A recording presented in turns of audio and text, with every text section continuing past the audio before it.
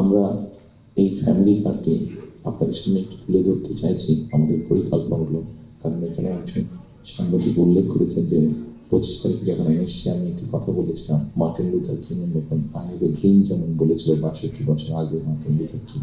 আমি বলেছিলাম I have a plan. সেই প্ল্যানের মধ্যে একটি অংশ হচ্ছে বাংলাদেশের যে হাফ পপুলেশন নারী তাদেরকে ঘিরে, এবং সেটি হচ্ছে ফ্যামিলি কার্ড। ফ্যামিলি কার্ডের মাধ্যমে এছাড়াও যে একটা ফ্যামিলি কার্ড যে নারী পাবে সেটি সে সারা জীবন পাবে।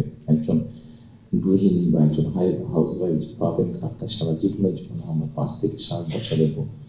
এই 5 থেকে 7 বছর তাকে আমরা একটা সাপোর্ট দেওয়ার চেষ্টা করবো, সেটা টাকার হিসাবে হতে পারে অথবা এসেনশিয়াল ফুড আইটেম হিসাবে হতে পারে।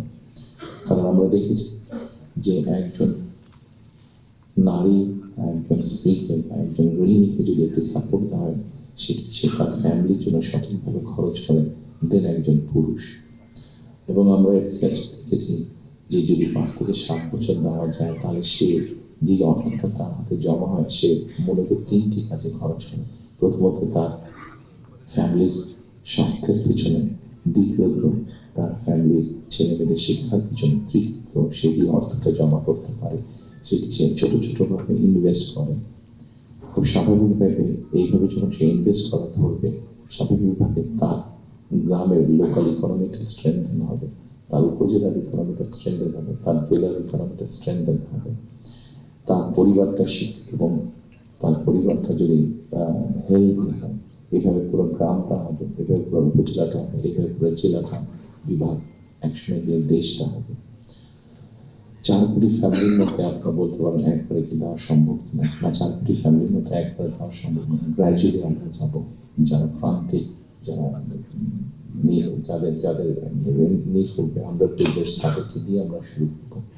এই কার্ডটি আমরা আপনারা জিজ্ঞেস করতে পারেন হয়তো কার্ডটি কাদের ক্ষেত্রে। আমরা কার্ডটি জেনারেল রেখেছি, ইউনিভার্সাল রেখেছি, কারণ আমরা অতীতে দেখেছি বিভিন্ন সময় বিভিন্ন সোশ্যাল সেফটি নেটওয়ার্কের আওতায় যাদেরকে নিয়ে আসা বিভিন্ন ক্যাটাগরি করা হয় এবং সেখানে কারাপশন দেখা দেয়। সেই জন্য আমরা এটি জেনারেল রেখেছি। এটি একজন গ্রামের কৃষকের স্ত্রী যেমন পাবে, ইমাম সাহেবের স্ত্রী যেমন পাবে, প্রাইমারি স্কুলের শিক্ষক স্ত্রী যেমন পাবে, ঠিক একইভাবে ডিসি সাহেবের স্ত্রীও পাবেন, এসপি সাহেবের স্ত্রীও পাবেন।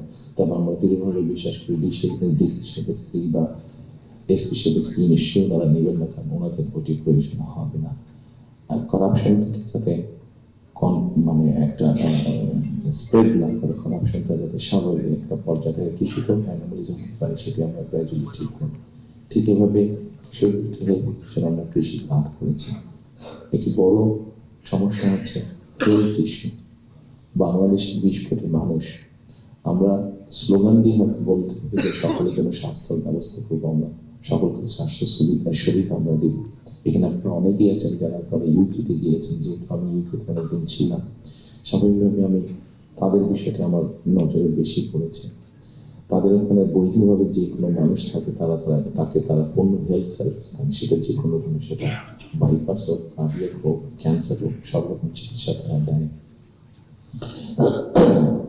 এখন আমরা কিন্তু এখন দেখা যাচ্ছে যে এই কাজটা করতে গিয়ে ইউক্রেন মতন দেশগুলো, ইউরোপের যে ডেভেলপ দেশগুলো আছে তারা হিমশিম খাচ্ছে। তারা এখন যেটা খাচ্ছে সেটা হচ্ছে প্রিভেনশন। তারা হিসাব নিকাশ করেছে যে একজন মানুষ অসুস্থ হলে তাকে যদি হাসপাতালে নিয়ে আসা হয়, তাকে যদি ওষুধ হয়, ডাক্তার, নার্স, হাসপাতালের বেড সব কিছু, তাতে খরচ অনেক বেশি হয়। কিন্তু যদি প্রিভেনশন করা হয়, মানুষকে যদি সচেতন করা যে এই খাবারগুলো খেও না তাহলে তুমি কিডনি প্রবলেম হবে না, এই খাবারগুলো খেও না তাহলে তোমার হার্ট প্রবলেম হবে না, এই খাবারগুলো খেও না তাহলে তোমার ডায়াবেটিক হবে। মানুষকে যদি কেউ সচেতন করা যায় তাহলে দেখা গেছে তাতে রাষ্ট্রের খরচ অনেক কমে আসে, মানুষের সুস্থ থাকে। এবং এটার বেস করে যেহেতু ইউরোপে এই কাজটি চলছে, এটার বেস করে আমরা হেলথ কেয়ারের অ্যাপয়েন্ট করতে চাই। এবং এই হেলথ কেয়ারের অ্যাপয়েন্টের আরেকটি মূল লক্ষ্য উদ্দেশ্য হচ্ছে এরা যেরকম বেসিক ট্রেনিং পাওয়ার পরে দিয়ে মানুষকে সচেতন করবে, অ্যাট দ্য সেম টাইম সম্মানিত উপস্থিতি কিন্তু আরেকটি বিষয় বোধহয় আমাদের নজরে খুব আনা প্রয়োজন। একটি বিষয় খুব ভয়াবহ পরিস্থিতি, মাহফুজুল যেটা পানির কথা বলেছেন, সেরকম আরেকটি ভয়াবহ পরিস্থিতি হচ্ছে যে আমাদের জনসংখ্যা যেভাবে বাড়ছে, আমরা যে সৌদি আরব, কুয়েতে সবগুলো তেল খনিও এখানে নিয়ে আসি, তাহলে হয়তো আমরা এই এত রিসোর্সকে আমরা এত মানুষকে সমস্যার সমাধান করতে পারবো। সেই জন্য আমাদেরকে অবশ্যই মিশন কন্ট্রোলে যেতে হবে। আমাদের দেশের জনসংখ্যাকে সীমাবদ্ধতার মধ্যে আনতে হবে এবং সেই জন্য এই হেলথ যে নিয়োগ হবে, এই হেলথ কেয়ারের শতকরা 80 থেকে 85% আমরা 1 লক্ষের মতন আমাদের টার্গেট নিয়োগ করা।